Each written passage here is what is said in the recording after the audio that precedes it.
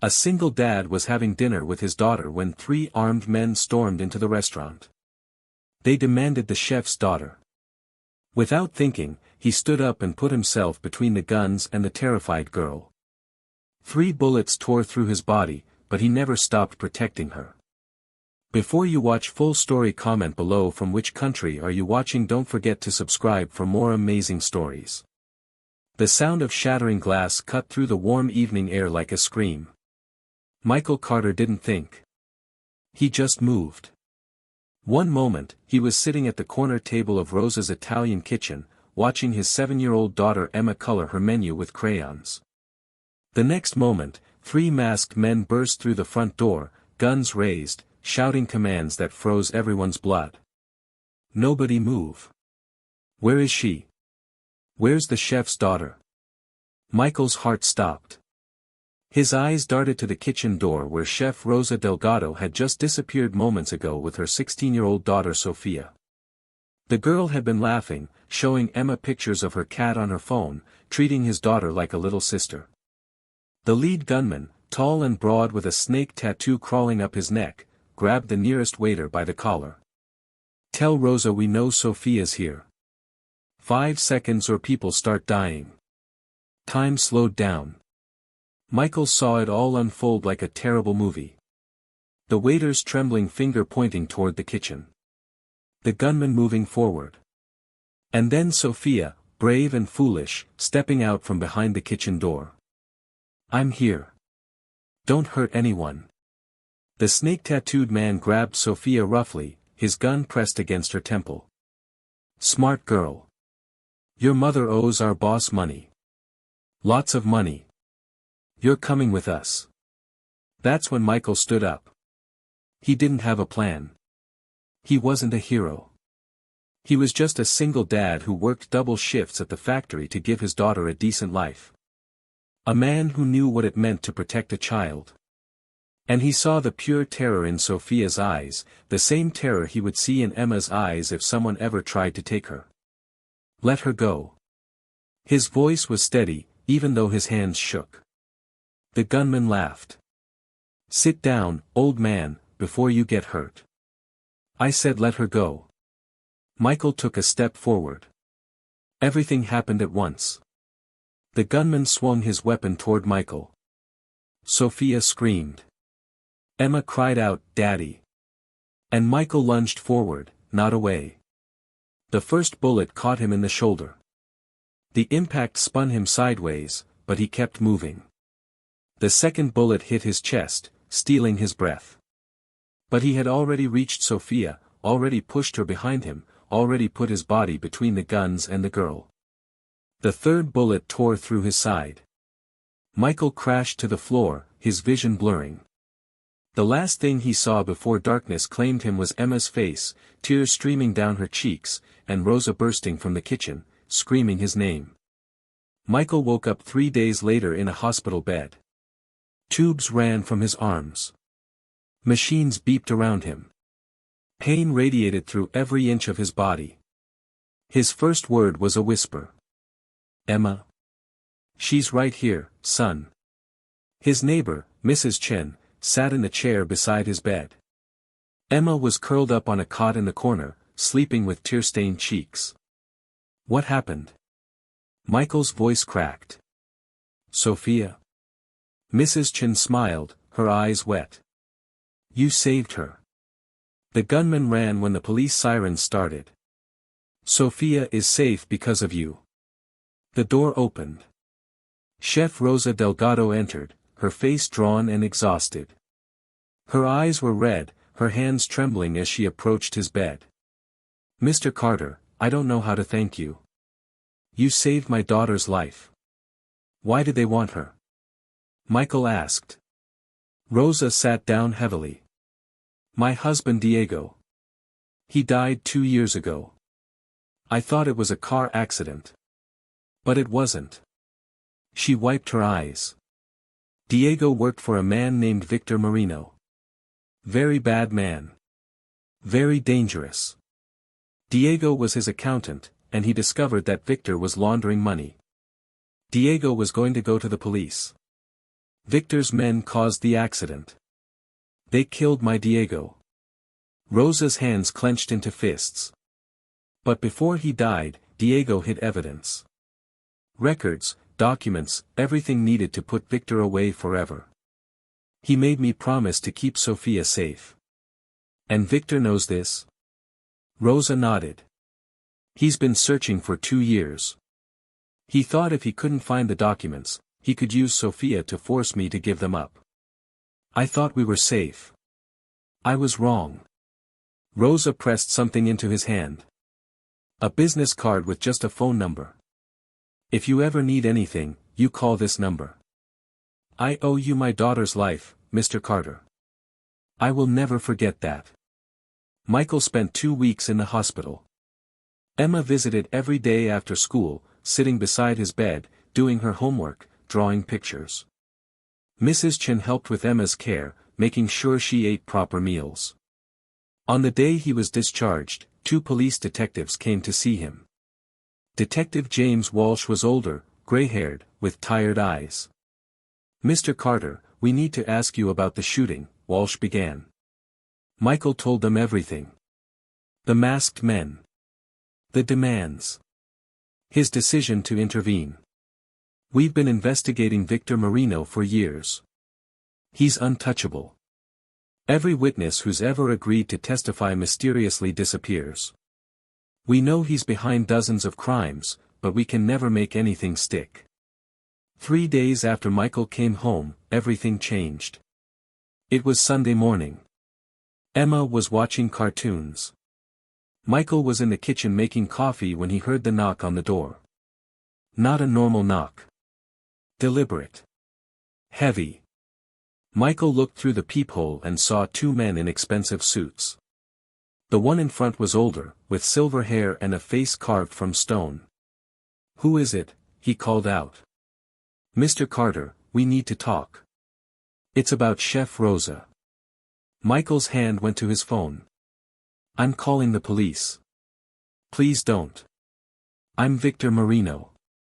And if you call the police, your daughter will be an orphan before the sun sets. Michael's breath caught in his throat. He opened the door but didn't step aside. Victor Marino looked exactly like what he was, a predator in an expensive suit. His eyes were cold, calculating. What do you want? You interfered in my business, Mr. Carter. You cost me an opportunity to retrieve something that belongs to me. Sofia doesn't belong to you. She's a child. She's leverage. Victor said the words casually. Her mother has something of mine. Documents that her thief husband stole before I had him killed. I need those documents. You're confessing to murder. Your word against mine. Victor took a step closer. Here's what's going to happen. You're going to contact Rosa Delgado. You're going to tell her that if she doesn't give me those documents within 48 hours, I will kill everyone she's ever cared about. Starting with you. And if I refuse? Victor's smile widened. Then I'll hurt your daughter. Not kill her. Not right away. I'll take her. And every day, I'll send you pictures of what I'm doing to her. Until you beg me to kill her just to end her suffering. Raw rage exploded through Michael. He lunged forward, grabbed Victor by the collar, slammed him against the wall. Pain screamed through his healing wounds. Touch my daughter and I'll kill you myself. The younger man pulled his gun, pressed it against Michael's temple. David, no. Victor straightened his suit after Michael released him. 48 hours, Mr. Carter. Call Rosa. Get me those documents. Or everyone you love will suffer. They left. Michael slammed the door and slid down to the floor, his whole body shaking. Emma ran to him, wrapped her arms around his neck. He pulled out his phone and dialed Rosa's number. Rosa, it's Michael Carter. We need to talk. Victor Marino was just at my door. Rosa arrived 2 hours later. She had changed since the shooting. Gone was the warm, motherly chef. In her place stood a woman with fire in her eyes and revenge in her heart. Emma was with Mrs. Chen upstairs. "Tell me exactly what Victor said," Rosa demanded. Michael repeated the conversation. When he finished, Rosa walked to the window, staring out at the street. "I knew this day would come. I've been preparing for it." "What do you mean?" "My husband was smart. Before he died, he didn't just hide evidence against Victor. He created a backup plan. He had a friend, a journalist named Robert Chen, who was investigating Victor's operation. Diego gave Robert copies of everything. Then why hasn't this journalist done anything? Because Robert needs witness testimony. Someone who saw Victor's crimes firsthand." Rosa met Michael's eyes. "Someone like you. I didn't witness anything except the shooting. But you can testify about Victor's visit today. His threats. His confession to killing Diego. That's direct testimony from a credible witness. A father protecting his daughter. A hero the public already knows about." Michael understood. The shooting had made the news. His face had been on TV. "Victor will kill me the moment I testify. Not if we do this right. Not if we coordinate with the police and the FBI. Robert has contacts. People who have been trying to bring Victor down for years. You're the leverage they need." Michael thought about Emma. About the life she deserved. "What do you need me to do?" Rosa contacted Robert Chen, the journalist. He was a quiet, intense man in his 50s. When Michael told him about Victor's visit, Robert's eyes lit up with hope. "This is it.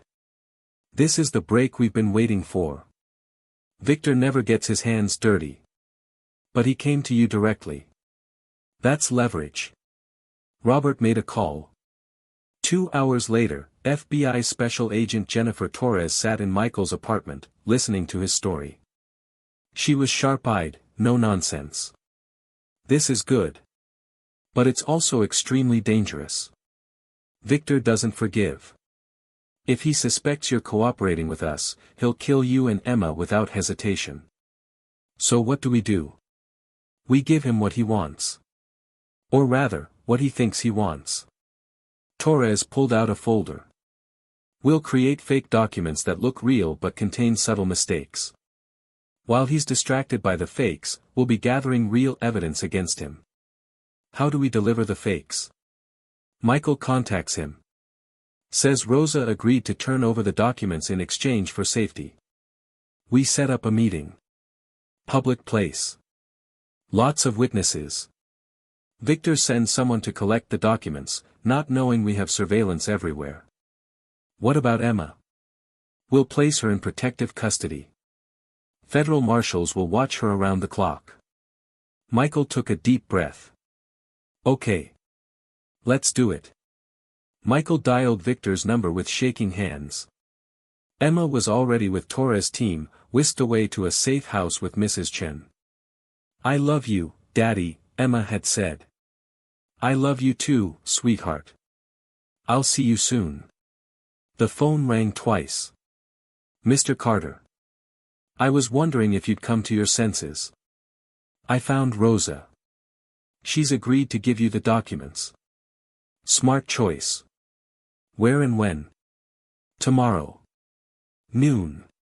Riverside Park, the pavilion near the fountain." "Why the public location?" "Because Rosa doesn't trust you. She wants witnesses." Victor laughed. "Tell Rosa that if she tries anything clever, I will find Sophia. Tomorrow at noon. Don't be late." Riverside Park was beautiful at noon. Sunlight sparkled off the fountain. Children played on the grass. Michael sat on a bench near the pavilion, a manila envelope on his lap. Inside were the fake documents. Rosa stood nearby, her face hidden behind sunglasses. Around them were 24 FBI agents. Torres sat in a surveillance van half a block away. Target approaching, Torres' voice crackled in Michael's ear. 3 men. Black SUV. Three men walked toward the pavilion. The one in front was Victor's muscle, David Kramer. David stopped a few feet away. "You have something for my boss." Rosa stepped forward. "Where's Victor?" "I want guarantees." "You get nothing. Hand over the documents." Michael stood up, holding the envelope. "She wants protection. Witness protection." David laughed. "You're not in a position to negotiate." "Actually, we are." Rosa's voice was steel. "These documents can destroy Victor's entire operation. We give you this, and Victor leaves us alone forever." David pulled out his phone, made a call, then nodded. "Boss says okay. Give me the documents." Michael handed over the envelope. David opened it, scanned the pages. Everything looked authentic. "This is everything." "Everything Diego hid." David nodded. "If you're lying, Victor will know. And then he'll come for you and your kids." "It's real," Michael said. David tucked the envelope inside his jacket. "Smart choice. Now forget you ever knew Victor Marino's name." They left. Michael sat down hard, his whole body shaking. "Target acquired," Torres' voice was triumphant. "We have them on surveillance. Everything we need.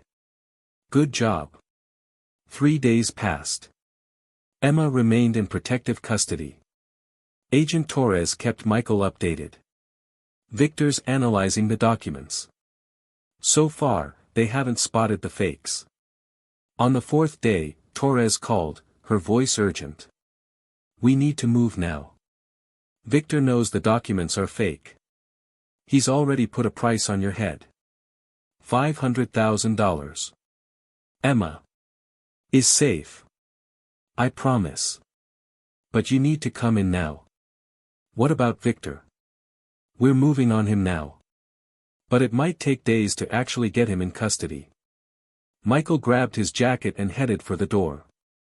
He never made it. The explosion came from behind him, blowing out his living room window. Michael was thrown forward, crashing into the hallway wall. Smoke filled the air. Footsteps on the stairs. Heavy. Multiple people. Michael ran up, toward Mrs. Chen's apartment. The door was open. The old woman stood there, eyes wide. Inside. Michael gasped. They barely got the door closed before bullets tore through the wood. Michael grabbed Mrs. Chen, pulled her down behind the couch. His phone was in his hand. "They're here. Mrs. Chen's apartment, 4th floor. Hold on. We're 5 minutes out." The door burst open. 2 men entered, guns raised. David Kramer. His face was cold as death. "Victor wants you alive," David said. But he didn't say how alive. Michael looked around desperately. No weapons.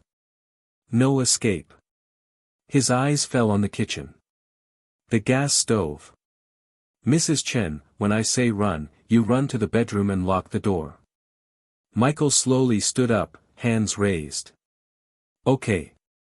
You win. Just don't hurt her." He took a step toward them. Another step. "Run!" Michael shouted. He grabbed the lamp and hurled it at David's face. He dove toward the kitchen. Bullets chased him. His hands found the gas stove. He twisted all 4 knobs, heard the hiss of gas. "You're insane!" David shouted. Michael pulled out his lighter. "Come any closer and I light it. This whole building goes up." David froze. "I've been shot 3 times protecting a child I didn't know. You think I won't burn to protect my daughter?" Michael's thumb was on the lighter. "Tell Victor he loses. Tell him it's over." Sirens outside. Getting closer. David's eyes darted to the window. "This isn't over," he snarled. Then he was gone. Agent Torres burst through the door moments later, gun drawn. She saw Michael alive and lowered her weapon. "Michael, we got him. 20 minutes ago, FBI agents arrested Victor Marino. It's over. He's in custody." Michael could barely process the words. "He's arrested? For real? We have enough evidence to put him away for life." The fake documents led him to expose his real accounts. Robert Chen is publishing the full story tomorrow. Every crime. Every murder. I want to see Emma. She's on her way here now. The next few days were a blur. Robert Chen's story broke on every front page. Crime lord Victor Marino arrested, single father's courage breaks case wide open. Letters poured in. Donations. Offers of help. A local business owner offered to pay for Emma's education. The factory gave Michael a promotion. Emma came home on the 5th day. She ran into his arms and Michael held her tight. "I missed you so much, Daddy." "I missed you too, sweetheart." Rosa and Sophia came to visit. Sophia was crying. "Mr. Carter, thank you for saving my life." Michael hugged her. "You're safe now. That's all that matters." Rosa pulled him aside. "The FBI says Victor's going away forever. Multiple life sentences. Diego can finally rest." 6 months later, Michael sat in a federal courtroom, waiting to testify. Victor Marino sat at the defense table, his face a mask of cold fury. Their eyes met. Victor smiled, promising violence even from behind bars. Michael didn't look away. He thought of Emma. Of Sophia. Of all the lives Victor had destroyed. The prosecution calls Michael Carter to the stand. Michael told his story. Every detail. The gunman. The bullets. Victor's visit. The threats against Emma. The confession about killing Rosa's husband. The defense tried to shake him. "Isn't it true that you've benefited financially from this? Donations? A promotion?" Michael looked at the lawyer, then at Victor. "I gained 3 bullet wounds and nightmares that wake me up every night. I gained the knowledge that there are people who would hurt children to get what they want. If that's what you call gaining, then yes." The courtroom was silent. Rosa testified about her husband's murder. Sophia spoke about the night she was nearly kidnapped. Detective Walsh presented years of investigation. Agent Torres showed the evidence. Robert Chen revealed the financial records. It took 3 weeks. But in the end, the verdict was unanimous. Guilty on all counts. Michael was outside the courthouse when the verdict was announced. The crowd erupted in cheers. Rosa hugged him, crying with relief. Sophia smiled for the first time in months. "It's really over," Rosa whispered. "It's really over," Michael agreed. Life slowly returned to normal. Michael went back to work. Emma returned to school. The nightmares didn't go away, but therapy helped. Time helped. Rosa reopened her restaurant, bigger and better. On opening night, she gave Michael and Emma the best table, refusing to let them pay. "You gave me back my daughter. I can never repay that. But I can make sure you always have a home here." The restaurant became their special place. Every Friday night, Michael and Emma would come for dinner. Sophia would join them sometimes, laughing with Emma like they were sisters. One evening, about a year after the trial, Michael was tucking Emma into bed when she looked up at him. "Daddy, why did you do it?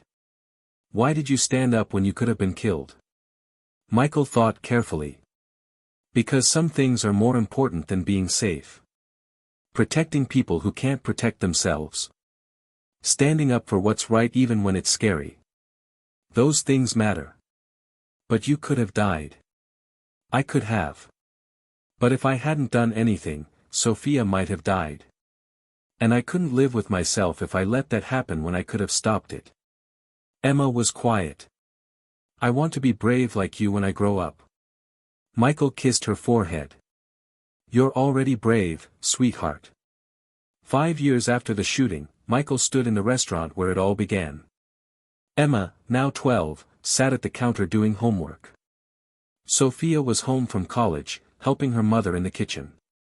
A man in his 30s walked in, holding a small boy's hand. Mr. Carter? Yes. I was the waiter that night. When you saved Sophia. Michael remembered. The young man who had been grabbed first. I never thanked you. I ran away that night. For years, I felt like a coward. The man's voice cracked. But then I realized something. Because you stood up, my nephew's best friend is alive. Sophia is his best friend. If you hadn't stopped those men, my nephew would have lost her. He held out his hand. Your courage inspired me to be braver. I'm a teacher now. I work with at-risk kids. I try to be the kind of man who stands up for others, like you did. Michael shook his hand.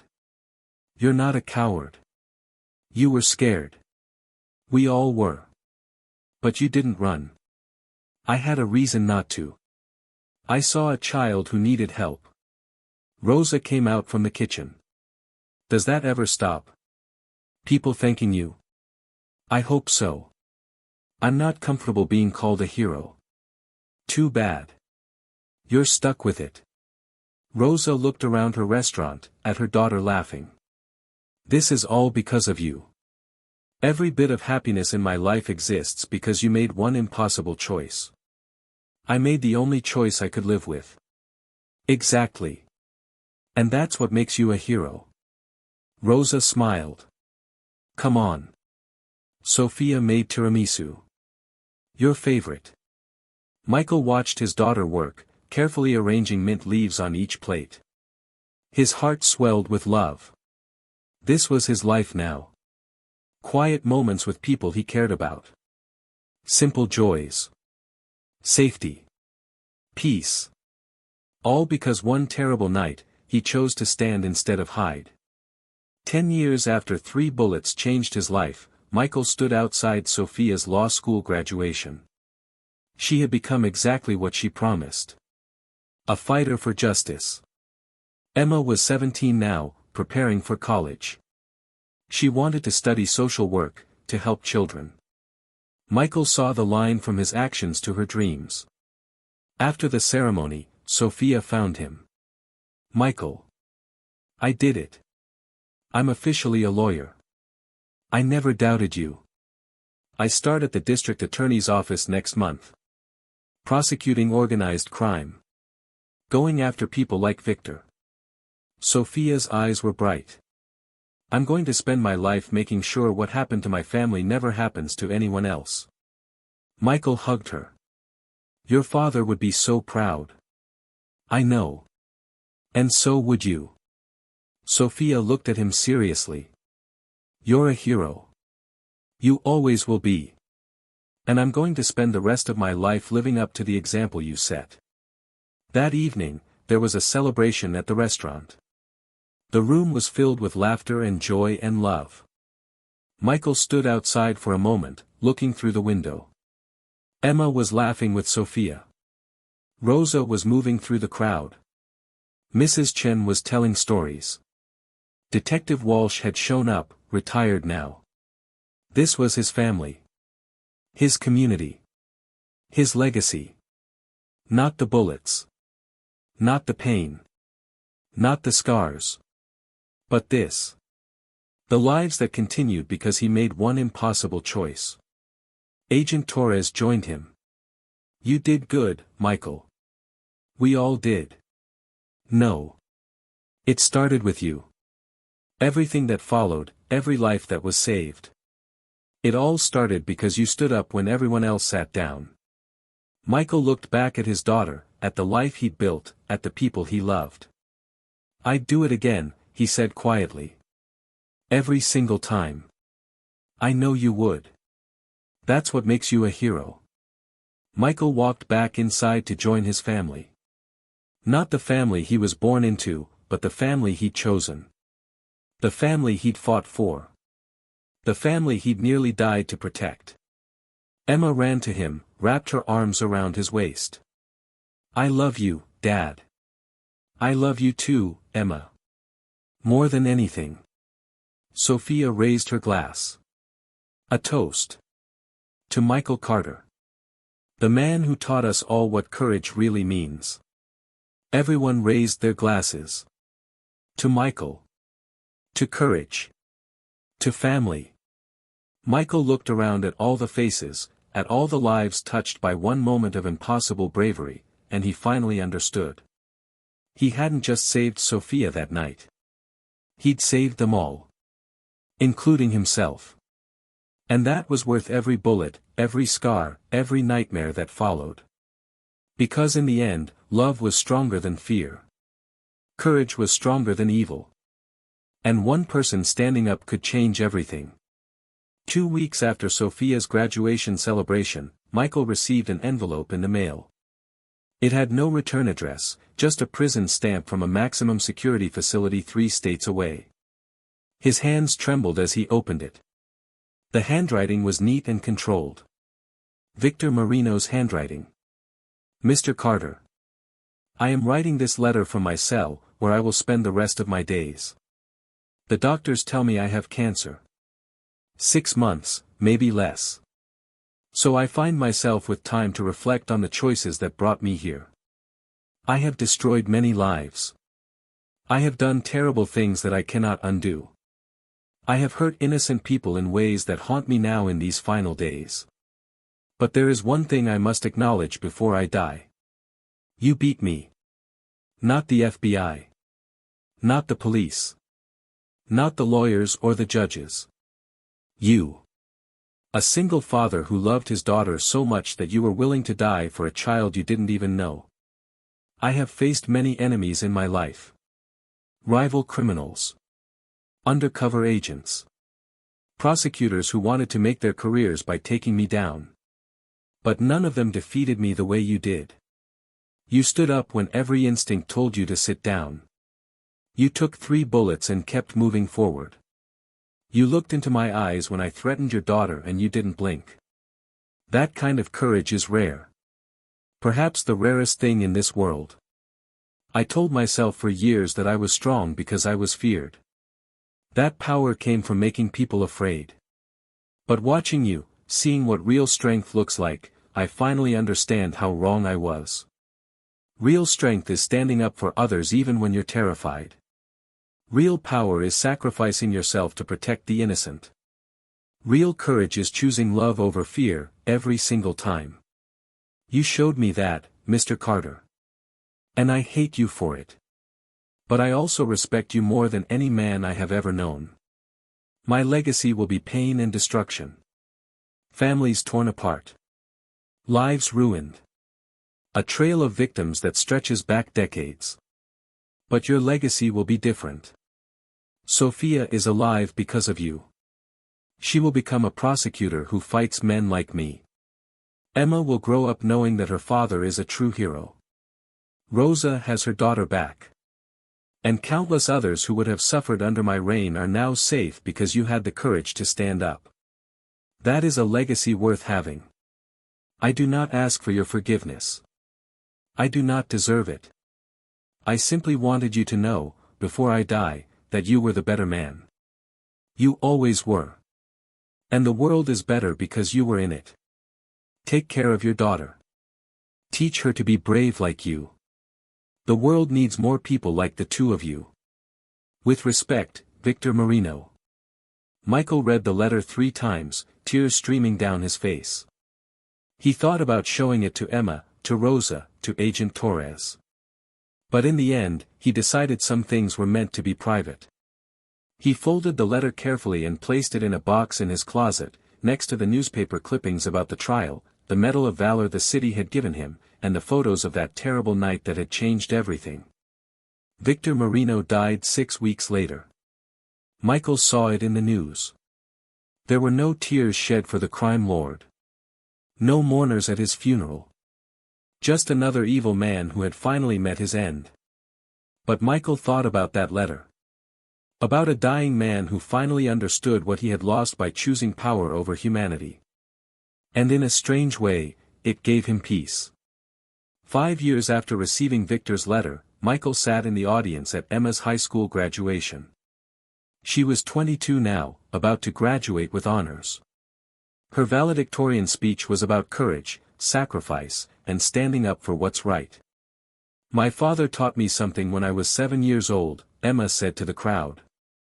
"He taught me that sometimes doing the right thing means risking everything. He showed me that protecting the innocent is worth any price." Michael's eyes filled with tears as he listened to his daughter speak. "On that night 15 years ago, my dad could have stayed in his seat. He could have looked away. He could have protected himself and let someone else be the hero. But he didn't. He stood up. He put himself between armed gunmen and a terrified girl. He took 3 bullets that were meant for her." Emma looked directly at her father in the crowd. "And because of that choice, because of that one moment of impossible courage, Sofia Delgado is alive today. She's a prosecutor now, fighting to protect others from men like the ones who tried to hurt her. My dad's courage didn't just save one life. It created ripples that are still spreading today." The crowd erupted in applause. Michael stood up, clapping harder than anyone. After the ceremony, Emma found him. She threw her arms around him and held on tight. "I'm so proud to be your daughter," she whispered. "And I'm so proud of the woman you've become," Michael said, his voice thick with emotion. Sofia appeared beside them, now a successful prosecutor with dozens of convictions under her belt. She had put away 3 more crime lords in the past year alone. "Michael," Sofia said, hugging him. "Emma told me about her speech. It was beautiful. You both turned out amazing," Michael said, looking at these 2 young women who had become like daughters to him. Rosa joined them, older now but still running her restaurant.